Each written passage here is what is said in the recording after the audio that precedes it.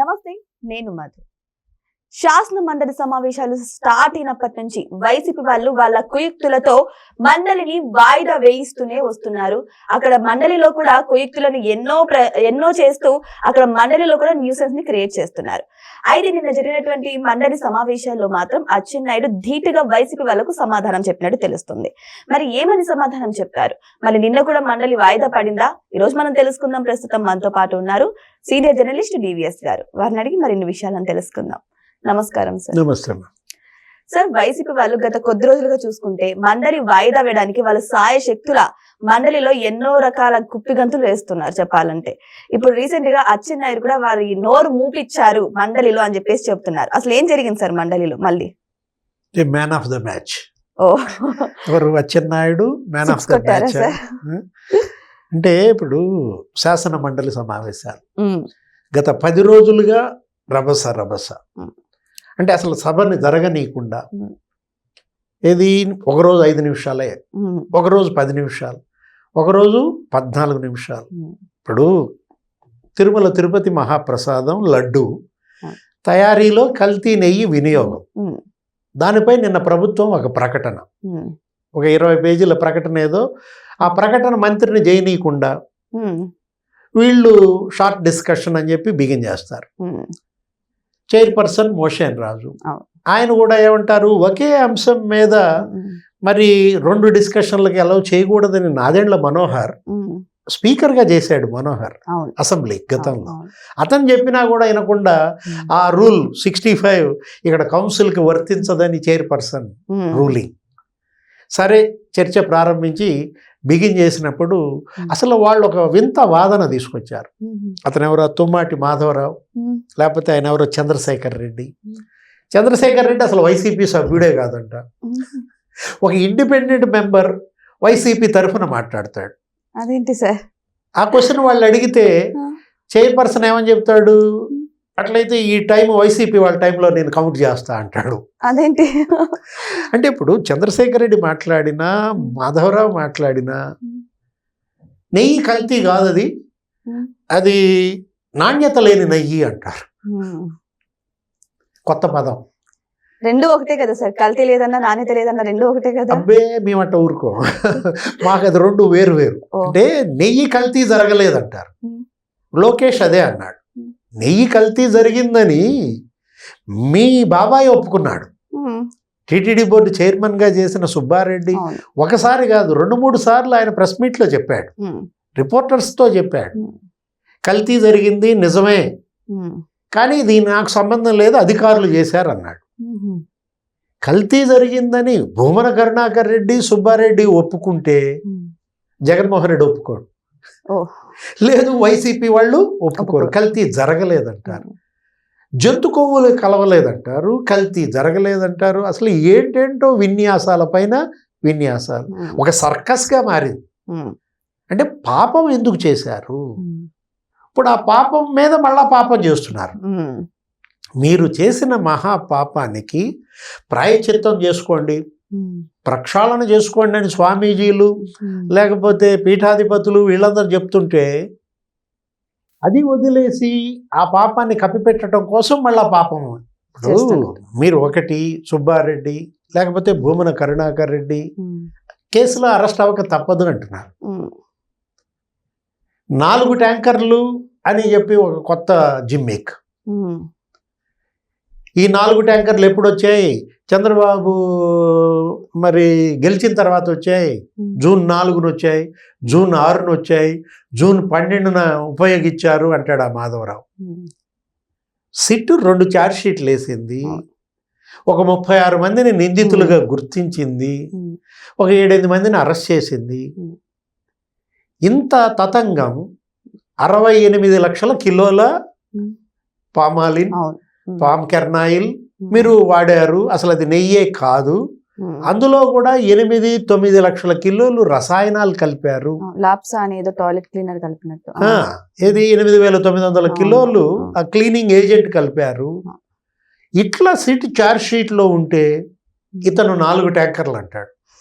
ఈ 4 ట్యాంకర్లు మేము ఓడిపోయాక వచ్చాయి, అప్పుడు అసలు ఎలక్షన్ కమిషన్ అధికారంలో ఉంది, చంద్రబాబు ముఖ్యమంత్రి అయినాక వాటిని మళ్ళీ వెనక్కి తెప్పించి వాడారు.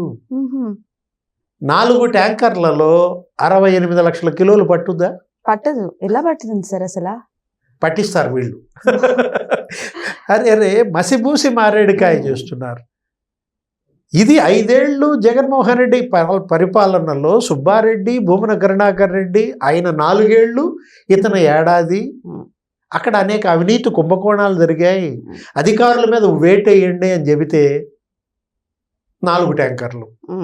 అంటే ఈ 4 ట్యాంకర్ల నెయ్యి అదే గొయ్య దానివల్ల అధికారుల మీద వేటేయమందా? ఇప్పుడు ఆ తీర్మానం 317 టెండర్ నిబంధనలు మార్చినాక వచ్చిన ఈ 4 ట్యాంకర్లైనా? ఈ 4 ట్యాంకర్లు రాబోయే ముందు ఆ తీర్మానం చేశారా? తీర్మానం మీద సంతకం పెట్టింది సుబ్బారెడ్డా లేకపోతే బిఆర్ నాయుడా? సుబ్బారెడ్డి కదా సార్. ఇప్పుడు ఆ తీర్మానం ఆయనే కదా, ఆయన కదా పెడతారు. ఇప్పుడు 2020 ఫిబ్రవరి 29న తీర్మానం 317పై బిఆర్ నాయుడు సంతకం పెట్టాడా? అంటే వీళ్ళు ఏంటంటే ఆ 4 లక్షల లీటర్ల పాల సేకరణ సామర్థ్యం ఉండాలి, ఎత్తిపారేశారు. అసలు పాల సేకరణ లేకపోయినా నెయ్యి ఉండాలి, ఇవ్వచ్చు అన్నారు టెండర్. అంటే ఇప్పుడు 250 కోట్ల టర్న్ ఓవర్ ఉండాలి ఇంకో కండిషన్, దాన్ని 150 కోట్లకి తగ్గించారు. 3 ఏళ్ల అనుభవం ఉండాలి మరో కండిషన్, దాన్ని ఏడాదికి తగ్గించారు. వీటన్నిటిపైన సంతకం పెట్టింది ఎవరు? అప్పటి చైర్మన్ పెడతారు, సుబ్బారెడ్డి. అవును. ఇప్పుడు నేను తప్పు చేశానని ఆయన ఒప్పుకుంటే జగన్మోహన్ రెడ్డి మా బాబాయ్ తప్పు చేయలేదు, సూపర్ స్వామి అంటాడు. అసలు ఆయన ఇంటికి వెళ్తే అసలు ధూపం దీపం నైవేద్యాలు, అసలు మొత్తం ఇల్లంతా పొగలే. పూజ చెయ్యందే అసలు మా బాబాయ్ అన్నమే తినడు, ఆయన వండుకుని తింటాడు, మాకు కూడా పెట్టాడు అంటాడు ఉండవల్లి. నేను కూడా వెళ్ళాను వాళ్ళ ఇంటికి, నాకు కూడా అన్నం ఆయనే వండి పెట్టాడు అని చెప్తాడు. అంటే దున్నపోతు ఈనింది అని జగన్ అంటాడు, దూడను గట్టేయమని ఉండవల్లి అంటాడా? తుమ్మాటి మాధవరావు అంటాడా? లేకపోతే చంద్రశేఖర్ రెడ్డి అంటాడా? అరే ఎలా ఇందాపూరు హెరిటేజ్ ఒకటే అంటారు. ఎంత బరి తెగించారంటే హెరిటేజ్ అలియాస్ ఇందాపూర్ అంటున్నాడు. ఇదేమన్నా కేసరెడ్డి రాజ్ అలియాస్ రాజీవ్ రెడ్డా? ముప్పిడి అవినాష్ రెడ్డి అలియాస్ సుమిత్త, బూనేటి చాణక్య అలియాస్ ప్రకాశ, వాళ్ళంటే నిందితులు లిక్కర్ కేసులో. వాళ్ళ పేర్లన్నీ మార్చి ఒకటికి సుమిత్ అనే పేరు పెట్టుకున్నారు, ఒకటికేమో ప్రకాష్ అనే పేరు పెట్టారు, ఒకడేమో అసలు 2 పాస్పోర్ట్లు, కేసిరెడ్డి రాజశేఖర రెడ్డి పేరు మీద ఒక పాస్పోర్ట్, కేసిరెడ్డి రాజీవ్ రెడ్డి పేరు మీద ఒక పాస్పోర్ట్. వాళ్ళు కదా అలియాసులు. హెరిటేజ్ అలియాస్ ఇందాపూర్ అంటే ఇందాపూర్ అలియాస్ అమూల్ అను. ఇప్పుడు హెరిటేజ్ ఎలా అయితే ఇందాపూర్లో ఒక 4 ప్రోడక్ట్స్ తయారు చేయించుకుంటుందో, అదే చీజ్ ఇలాంటివన్నీ కూడా మరి అమూల్ కూడా చేయించుకుంటుంది. అబ్బే అమూల్ అన్నాం, మళ్ళీ అమూల్ని ఏమన్నా అంటే మోడీ కోపం వచ్చుద్దా? అంటే మీరు అమూల్కి దోచిపెట్టి అసలు ఇక్కడ ఉన్న డైరీలన్నీ అమూల్కి అప్పచెప్పి 8,000 కోట్ల రూపాయలు అమూల్ స్కామ్ జగన్మోహన్ రెడ్డి హయాంలో. అసలు దానిపైన ఈ ప్రభుత్వం ఎందుకు దృష్టి పెట్టలా?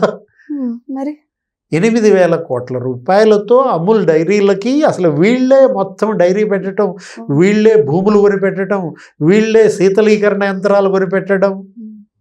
అంటే ఇక్కడ హెరిటేజ్ డైరీని దెబ్బ కొట్టడం కోసం, సంఘం డైరీని దెబ్బ కొట్టడం కోసం, ఒంగోలు డైరీని నాశనం చేయడం కోసం, విశాఖ డైరీని నాశనం చేయడం కోసం, అంటే వీళ్ళంతా పాల ఉత్పత్తిదారులు, పాడి రైతులు, సహకార రంగంలో ఈ వ్యవస్థని నాశనం చేయడం కోసం ఆ రోజు జగన్మోహన్ రెడ్డి అమూల్కి దోచిపెట్టాడు. కానీ సార్ మండలి ఎందుకోసం పెడతారు సార్? ప్రజలకి సంక్షేమాలు ఎలా అందుతున్నాయి, లేదా ఇంకా ఏం చేద్దాం, ఫ్యూచర్లో ఏం చేద్దాం డిస్కషన్ కోసం పెడతారు. కానీ గత 4-5 సార్ల నుంచి చూస్తుంటే వాయిదా పడుతూనే ఉంది. ఇక్కడ వీళ్ళ సమయం వేస్ట్ అవుతుంది, ప్రజలకు ఏం చేయాలి అన్న ఆలోచనలు పక్కదారి పడుతున్నాయి, నెయ్యి కల్తీ అంశం తీసుకొస్తున్నారు. ఇటువంటి టైంలో అచ్చెన్నాయుడు రైజ్ చేసినటువంటి ఒక క్వశ్చన్, జగన్మోహన్ రెడ్డి క్రిస్టియనా హిందువా అని. మరి నిజం చెప్పండి సార్, ఎవరు సార్ జగన్మోహన్ రెడ్డి, క్రిస్టియనా హిందువా సార్? అసలు విషయంలోకి వచ్చావా? అంటే అచ్చెన్నాయుడు మాట్లాడుతూ ఏమన్నాడు, అధ్యక్ష మీరు క్రిస్టియన్ అనుకుంటా, జగన్మోహన్ రెడ్డి క్రిస్టియన్ అంటూ ఆయన బిగిన్ చేశాడు. ఆయన మోషన్ రాజేమో నేను క్రిస్టియన్ కాదు నేను హిందువునే అన్నాడు. ఇక దాన్ని అడ్డం పెట్టుకుని చైర్పర్సన్ని మీరు క్రిస్టియన్ అంటారా? ఇప్పుడు మోషన్ రాజు అనే పేరు ఆయనే గతంలో అనేక ఛానల్స్కి ఇచ్చిన ఇంటర్వ్యూల్లో కూడా చెప్పాడు. ఆ ఇంటర్వ్యూ చేసిన వాళ్ళు ఇప్పుడు మీలాంటి వాళ్ళే ఆయన అడిగారు, మీ పేరు మోషన్ రాజ్ అని ఉంది, మీ అమ్మ పేరు మరియమ్మ అని ఉంది, మీరు క్రిస్టియన్నా అని అడిగారు. జనరల్గా అనుకునే పేరు. అప్పుడు ఆయనే చెప్పాడు సమాధానం ఏమని, మా దగ్గర అంతే గోదావరి జిల్లాల్లో ఆ చర్చి మేము వెళ్తుంటాం, అక్కడ ఫాదరు పిల్లాడికి పేరు పెట్టమంటారు, ఆ చర్చి ఫాదర్ పెట్టాడు నాకు కూడా ఈ పేరు, మా వాళ్ళందరికి ఇలాగే ఆ పేర్లు పెడతారని ఆయన క్లారిటీ ఇచ్చాడు. అదే ఏది వీళ్ళకేమో క్రిస్టియన్ అని చెప్పుకోరు కానీ క్రైస్తవం ఆచరిస్తారు. ఈ బెనిఫిట్స్ కోసం ఏంటి హిందూ మాల లేకపోతే హిందూ మాదిగా అని పెట్టుకుంటారు. క్రిస్టియన్ అంటే మరి రిజర్వేషన్ తేడా వస్తుంది కాబట్టి ఆ రిజర్వేషన్ల ఫలాల కోసం సరే what ever it may be, అది వేరే సబ్జెక్ట్. ఈ విషయంలో అచ్చెన్నాయుడు జగన్మోహన్ రెడ్డిని క్రిస్టియన్ అంటావా? పాపం అచ్చెన్నాయుడు ఆ మాట వెనక్కి తీసుకున్నాడు. ఎప్పుడైతే మోషన్ రాజు నేను క్రిస్టియన్ కాదు నేను హిందూనేనండి అని క్లారిటీ ఇచ్చారో, సరేనండి నా వ్యాఖ్యలు వెనక్కి తీసుకుంటున్నాను, అలా అయితే సారీ అని చెప్పి అచ్చెన్నాయుడు మరి చెప్పిన దీంట్లో వీళ్ళు మళ్ళా రభస. మోషన్ రాజు గారికి క్షమాపణ చెప్తే సరిపోద్దా, జగన్మోహన్ రెడ్డి కూడా చెప్పాలంటాడు. అప్పుడు అచ్చెన్నాయుడు ఏమన్నాడు, మోషన్ రాజు గారు క్లారిటీ ఇచ్చారు, అవును హిందువా క్రిస్టియన్, నేను క్రిస్టియన్ కాదు నేను హిందువునని చెప్పాడు. మరి మీ వాడిని కూడా అలా చెప్పమన్నాడు. ప్రెస్ మీట్ పెట్టి జగన్మోహన్ రెడ్డి నేను హిందువుని కాదు క్రిస్టియన్నే అని చెప్పండి, లేదు నేను క్రిస్టియన్ కాదు హిందువునే అని చెప్పండి. అంటే ఇవాళ జగన్మోహన్ రెడ్డి ఇవాళ ఇవాళ జనం అడుగుతున్న ప్రశ్న, ఇవాళ $1 మిలియన్ క్వశ్చన్ కాదు, ఇది ఏమని చెప్పాలి మనం, 1,00,000 కోట్ల క్వశ్చన్. ఎందుకంటే 1,00,000 కోట్ల అవినీతి అంటారు. ఇప్పుడు ఇవాళ జగన్మోహన్ రెడ్డి ఎందుకని మతం దాచుకోవాల్సిన పని ఏంటమ్మా?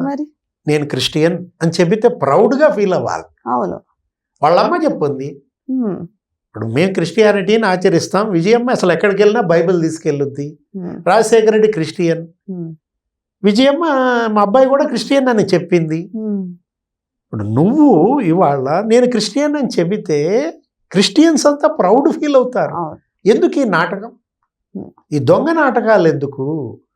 నువ్వు వెళ్ళి ఆ స్వరూపానంద దగ్గర మునగడం ఎందుకు, హరిద్వార్ వెళ్ళడం ఎందుకు, అక్కడ ఆయన గంగలో ఈయన్ని ముంచటం, హిందుత్వ ఇచ్చినట్టుగా ఆయన ప్రకటించటం, ఓట్ల కోసం ఎన్ని నాటకాలు ఆడారమ్మా, ఎంతమందిని మోసం చేశారు. నిన్ను నమ్మి ఓట్లేస్తే నువ్వేం చేశావు, తిరుమల తిరుపతి దేవస్థానానికి మీ బాబాయినే చైర్మన్గా చేసి 1,000 కోట్ల స్కాములా. అది ప్రజాధనం కాదు, సరే ఇన్నాళ్ళు ప్రజాధనం తిన్నావు, ప్రజల డబ్బు తింటే అది వేరు, అది దేవుడి డబ్బమ్మా. ఏంటి భక్తులు విరాళంగా హుండీల్లో వేసిన డబ్బు దొంగతనం చేస్తారా? ఆ పరకామణి చోరీ కేసు, భూమన కరుణాకర్ రెడ్డి అతను ఎవరో చనిపోతే ఆత్మహత్య అని చెప్తాడు. సతీష్ కుమార్, ఆ విజిలెన్స్ ఆఫీసర్ సతీష్ కుమార్ రైల్లో ప్రయాణిస్తున్నాడు, ఆ కేసులో వాంగ్మూలం ఇవ్వడానికి వస్తున్నాడు, అతను చంపేశారని ఆయన కుటుంబ సభ్యులు చెప్తుంటే భూమన కరుణాకర్ రెడ్డి ఆత్మహత్య అంటాడు. కల్తీ నెయ్యి కేసులో ఇవాళ సుబ్బారెడ్డి అరెస్ట్ తప్పదు, పరకామణి కేసులో భూమన కరుణాకర్ రెడ్డి అరెస్ట్ తప్పదు. ఈ అరెస్టులు అడ్డుకోవాలి. అందుకోసం ఈ సర్కస్, ఈ జిమ్మిక్స్, శాసన మండలిలో ఈ రభస.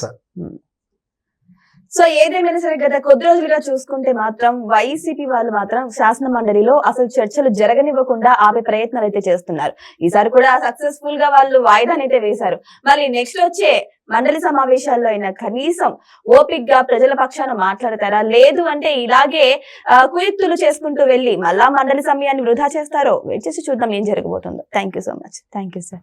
నమస్తే.